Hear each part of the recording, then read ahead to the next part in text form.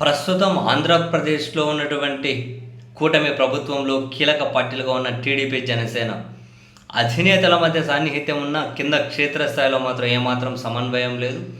Plus ఇటువంటి పెద్దగా understanding, ఒకరి మీద మరొకరి గౌరవం ఇటువంటివి ఏమీ లేవు. కారణాలు లేకపోలేదు.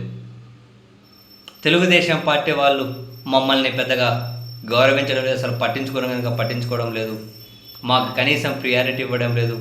అధికారంలో ఉన్నాం, కూటమిలో ఉన్నామని చెప్పి కూడా వాళ్ళు మమ్మల్ని గుర్తించడం లేదనేది జనసేన పార్టీ వైపు నుంచి ప్రధానమైనటువంటి అబ్జెక్షన్.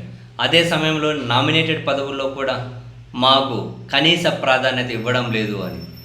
అయితే వీళ్ళు కనీస ప్రాధాన్యత ఇవ్వడం లేదు అని పాయింట్అవుట్ చేయడంలో డెఫినెట్లీ న్యాయం ఉంది. ఎందుకని సార్వత్రిక ఎన్నికలప్పుడు జనసేన పార్టీకి 21 ఎమ్మెల్యే సీట్లు ఇచ్చినప్పుడు అప్పుడు జనసేన పార్టీ అధ్యక్షుడు చెప్పింది ఏంది, ఇప్పుడు అధికారంలోకి వద్దాం, ఒకరికొకరు అందరం సమన్వయంతో పనిచేసి అధికారంలోకి వచ్చిన తర్వాత 33% జనసేన పార్టీకి, అంటే 3 వంతుల జనసేన పార్టీకి నామినేటెడ్ పదవులు ఉంటాయి. స్థానిక సంస్థల ఎన్నికల్లో కూడా 3 వంతులు, మూడింట ఒక వంతు మనకు ప్రాధాన్యత ఉంటుంది అని చెప్పారు. ఆయన చెప్పారు కాబట్టి జనసేన వాళ్ళు కూడా ఆశలు పెట్టుకున్నారు కాబట్టే కదా నామినేటెడ్ పదవుల్లో అన్యాయం జరుగుతుంది అని చెప్పి వాళ్ళు గొంతె తెలుగు అరుస్తూ ఉన్నారు. ఆయన వాళ్ళ పార్టీ ఏమి అధినాయకత్వం పట్టించుకోవడం లేదు. అండ్ నెక్స్ట్ స్థానిక సంస్థల ఎన్నికలు వస్తూ ఉన్నాయి. ఈ స్థానిక సంస్థల ఎన్నికలైనా కనుక ప్రియారిటీ ఇస్తారా? మా అధ్యక్షుడు చెప్పినట్లు 3 వంతు మాకు ప్రాధాన్యత ఇస్తారా అని చెప్పి వాళ్ళైతే ఎక్కడికక్కడ ఆశలు పెట్టుకున్నారు. వాళ్ళ ఆశలను పెంచుతూ తాజాగా ఉప ముఖ్యమంత్రిగా ఉన్న జనసేన అధ్యక్షులు వాళ్ళ పార్టీ మంగళగిరి కార్యాలయంలో శాసనసభ పక్ష సమావేశాన్ని పెట్టుకొని రాబోయే స్థానిక సంస్థల ఎన్నికల మీద దృష్టి పెట్టాలి అని, పార్టీని బలోపేతం చేయాలి అని, బలమున్న చోట ఎక్కడెక్కడ ఏంటి అని చెప్పి కొన్ని నివేదికలు పంపించాలి రాష్ట్ర పార్టీ నాయకత్వానికి అని, మొత్తమే స్థానిక సంస్థల ఎన్నికల మీద దృష్టి పెట్టండి, పార్టీని బలోపేతం చేద్దాం, త్రిశూల వ్యూహాన్ని అవలంబిద్దాం, కూటమిలోని మిగిలిన పార్టీలను సమన్వయం చేసుకుంటూనే మనం బలపెడదాం అని చెప్పి మళ్ళీ ఆ పార్టీ నాయకులకు, ఆ పార్టీ క్షేత్రస్థాయి నాయకత్వానికి అయితే ఆశలు పెంచుతూ ఉన్నారు ఖచ్చితంగా.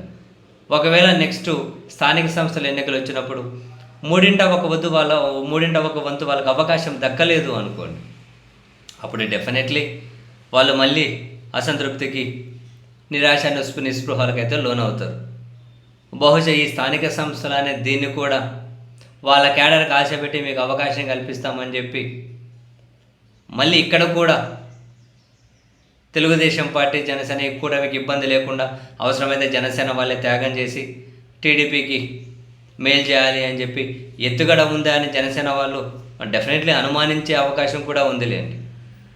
వాళ్ళు అడుగుతున్నది 3 వంతు ప్రాధాన్యత. స్థానిక సంస్థల ఎన్నికల మీద దృష్టి పెట్టండి, బాగా పనిచేయండి, మనకు ప్రియారిటీ ఉంటుంది, పార్టీని బలోపేతం చేద్దాం అని చెప్పి అధ్యక్షుడు మాట్లాడితే ఆ పార్టీ వాళ్ళు మళ్ళీ ఆశలు పెట్టుకుంటారు కదా. మరి స్థానిక సంస్థల్లో నిజంగానే వీళ్ళకి ఆ ప్రాధాన్యత వస్తుందా? అంటే ఇంపార్టెంట్ లేండి, ఎన్ని సీట్లలో వీళ్ళకి అవకాశం, ఎన్ని చోట్ల వీళ్ళకి అవకాశం ఇస్తారు.